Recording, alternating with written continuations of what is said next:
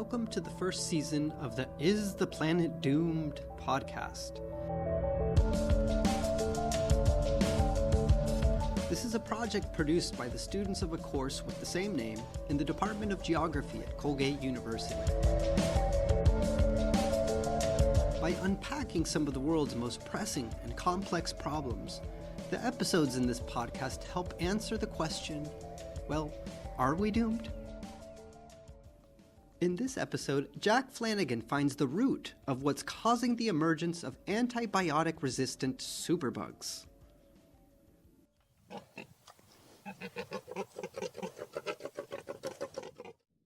Do you hear that? That's the sound of the next supervirus being created. That's the sound of one of the biggest threats to the security of humanity. And it's not global warming. We cannot protect ourselves from this threat by leaving underdeveloped countries to pay for our mistakes as we do for so many other global issues. Superviruses don't care who you are or where you come from. A supervirus is a version of a virus that has learned enough about treatments to develop a resistance. This resistance leaves treatments and antibiotics useless. How is it possible that viruses and bacteria are able to figure out how antibiotics work in the first place? Well, there are a couple of ways. First off is the irresponsible prescription and usage of antibiotics in humans. We overuse antibiotics. Oftentimes, antibiotics will be prescribed to patients with illnesses that do not warrant them, such as the common cold. In fact, 50% of antibiotics prescribed in hospitals are unnecessary. This gives the virus causing the disease unnecessary exposure to the medicine, allowing it to develop resistance quicker. Patients use antibiotics irresponsibly as well. What I mean by that is users usually don't use antibiotics as they are specifically directed. Sometimes they stop using them too early because they feel better. Other times they overuse them because they do not feel better in the designated period of time. In fact, 45% of prescribed antibiotics end up being ineffective. When patients do not use their medications as they are exactly directed, superviruses are created.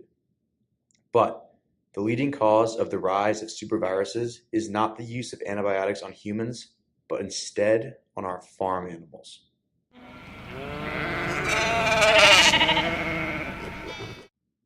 The Great Depression was the first time in the modern history of the United States where we faced a food security crisis.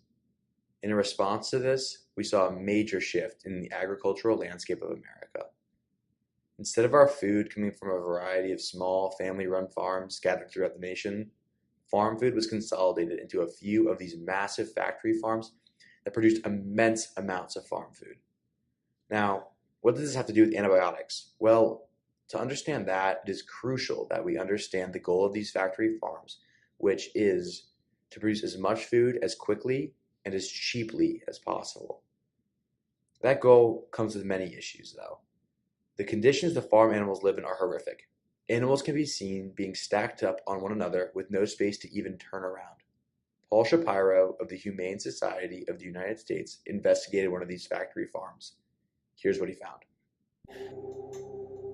Regardless of how the system is managed, these pigs are barely able to move even an inch their entire lives. They're unable to walk around, to turn around. It causes them to quite literally go insane. The feed that is given to them is filled with antibiotics so that they can reach their goal of promoting growth while keeping these animals healthy. Why do they need antibiotics to keep the animals healthy? Because of the disgusting conditions that they subjugate them to themselves. Lance Price, a BBC journalist, talks about how the majority of antibiotics are used in factory farms. And the data, or the best estimates, suggest that only 20% of those antibiotics are being used to treat sick animals.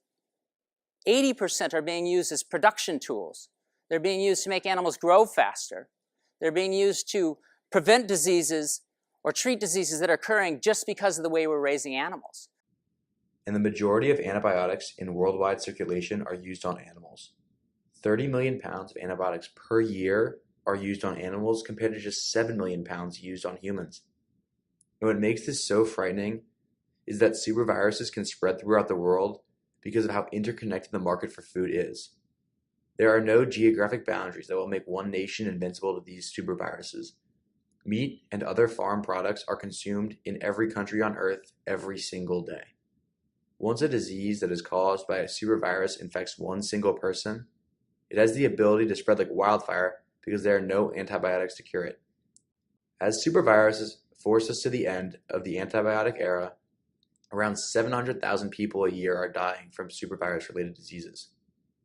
But this number sounds minuscule when it is stacked up against the mortality predictions. By 2050, it is predicted that unless there is quick, drastic, and effective change in our usage of antibiotics, around 10 million people per year will die from superviruses. That's more than the amount of deaths caused per year by cancer. What makes superviruses even more haunting is that these direct deaths from antibiotic-resistant viruses are not the only deadly effects of superbugs. Antibiotics play a crucial role in the medical world, and without them, we'd essentially be screwed.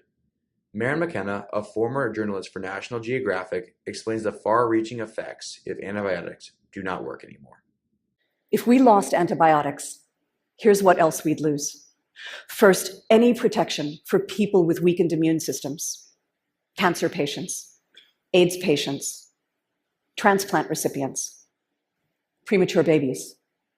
Antibiotics are used for so much more than the treatment of diseases. If they were rendered completely useless by superviruses, it would be utter catastrophe. If antibiotics didn't work anymore, we wouldn't be able to perform surgeries or other forms of medical care that involve inserting objects into the body. Some surgeries that are life-saving, like open-heart surgery or organ transplants, would no longer be possible. There would be no more hip or knee replacements. Without the antibiotics, the surgery is so dangerous that 1 of every 6 patients receiving a joint replacement would actually die during the surgery. So many of these procedures are preceded by antibiotics that they'd all be impossible without them. And keep in mind, this has happened just because we want our farm animals to grow a bit faster. Without antibiotics, so many health issues that we consider to be minor today could have life-threatening implications. It would change our way of life.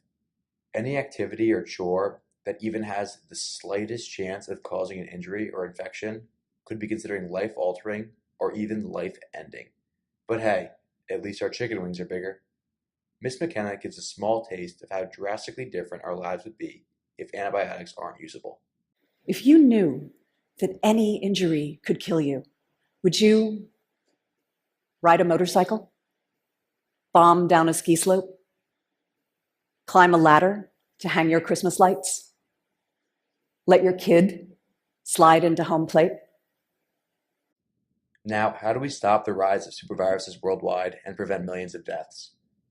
Some people have suggested creating even stronger antibiotics to combat the superviruses.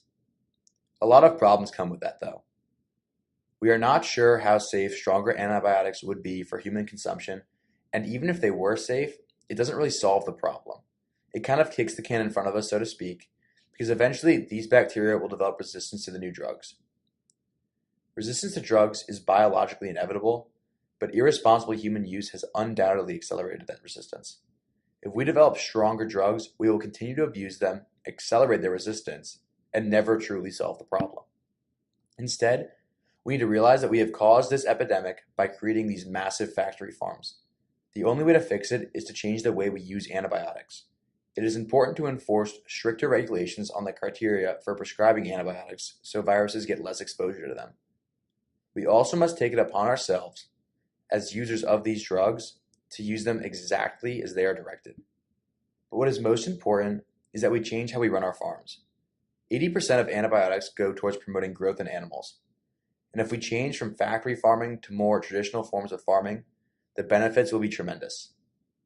Not only will we reduce antibiotic use, therefore reducing resistance, but we also are able to give our farm animals the better lives that they deserve. Even though converting our farming methods nationwide is a tall task, it is the only way we can avoid making all of our antibiotics obsolete and prevent one of the greatest medical crises in global history. For Colgate University, I'm Jack Flanagan.